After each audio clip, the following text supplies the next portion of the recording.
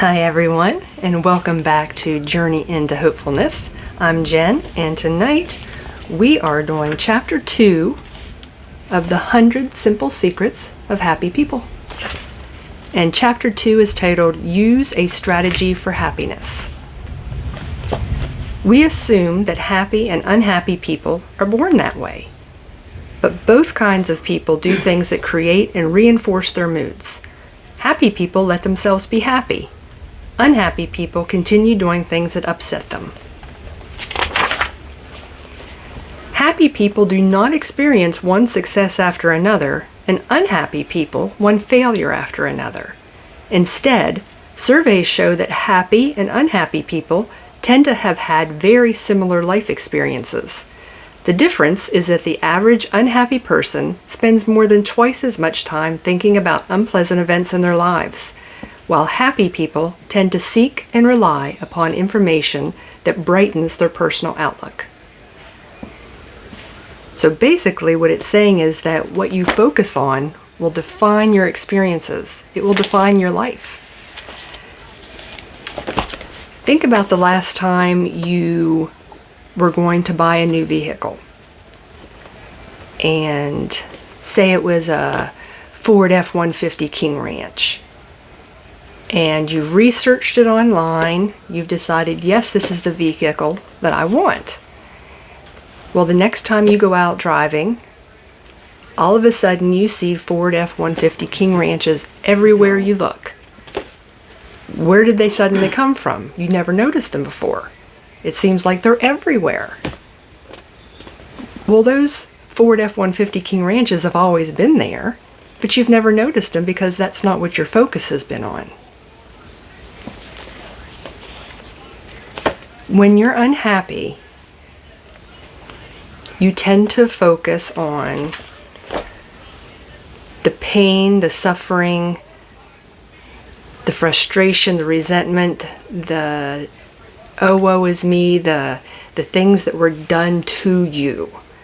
Things from the past that didn't work in your favor or that hurt you. For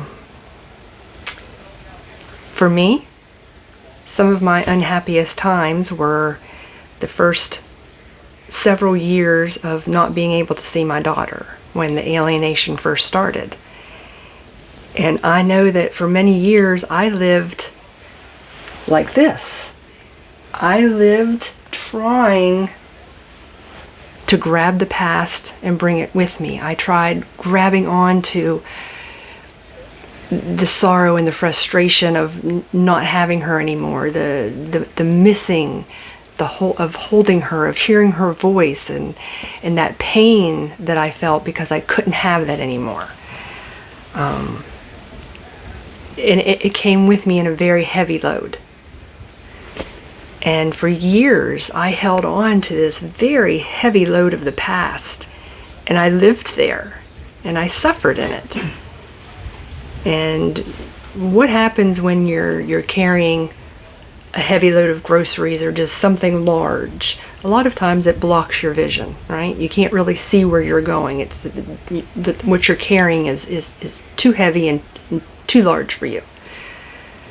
The same happens with our unhappiness. When we're carrying that heavy, painful burden from the past, it blocks our view of what life has given us at this point in time, at this moment, at now. It's blocking what you could be having now, the happiness that you could be having now. And as you're holding on to this big painful load from the past and you're looking into the future, you can't see. You can't see anything but your pain and suffering, the things that are making you unhappy. You don't have a clear vision of the future. All you can see is that, yep, in my future I see pain and suffering. And so you live in this place of unhappiness. But when you're happy and you're living for now, you're living in the present, and you're allowing the gifts that life gives you, the things that make you happy, yeah, every once in a while you'll turn around and you'll see the past and you'll say, yeah, I remember that. But I like where I'm at now. I like the happiness I'm living in. And when you look into the future, you don't have anything blocking it. It's clear.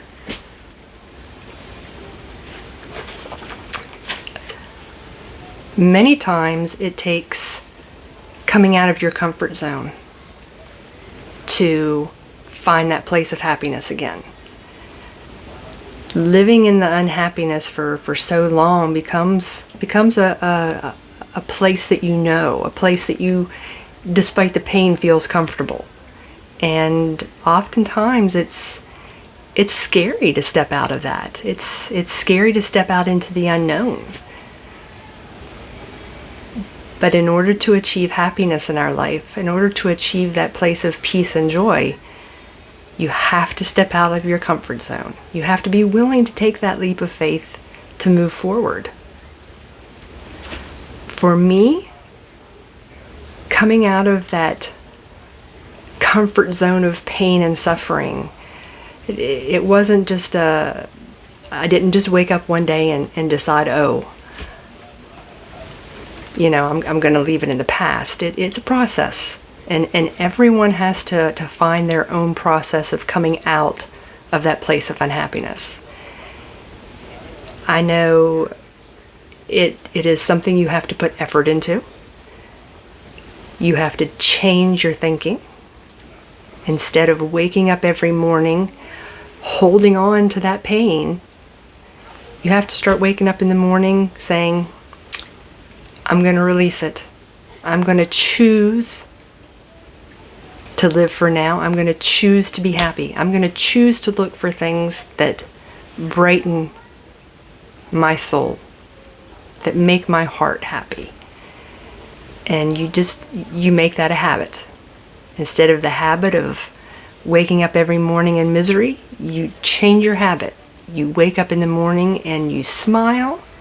Sometimes when you don't feel like smiling, and you say, I'm going to do it today. I am going to choose to be happy. And believe it or not, it does get easier.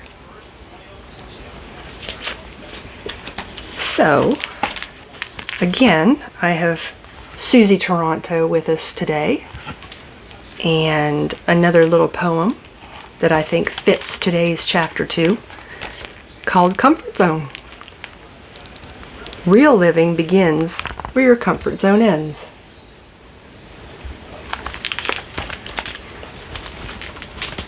Most of us spend our time neatly tucked away, all safe and sound in our tidy little lives. Almost without our noticing, the days start to take on a shade of gray. It's not that we don't long for a change. It's just that sometimes we get so busy that we forget how to really live. Busting loose and abandoning our fears is easier said than done. To willingly leave the safety of our comfort zones and reach into the fire requires a huge leap of faith. But just on the other side, far beyond our wildest imagination, is a magical, mystical, uncharted territory called possibility. I'm not saying it won't be hard, but if you keep on reaching, one of these days you'll make it, and nothing will ever be the same again. Because real living truly begins where your comfort zone ends and everything becomes possible. So seriously, what are you waiting for? Life is short. If not now, when? It's time to take that leap. Live for now. Be willing to step outside of your comfort zone and let the past be in the past. Be willing to live for now. Release the heavy burden of your pain and your sorrow and your suffering from the past. You can do it. Live for now. Till tomorrow, everyone. Thanks again for visiting.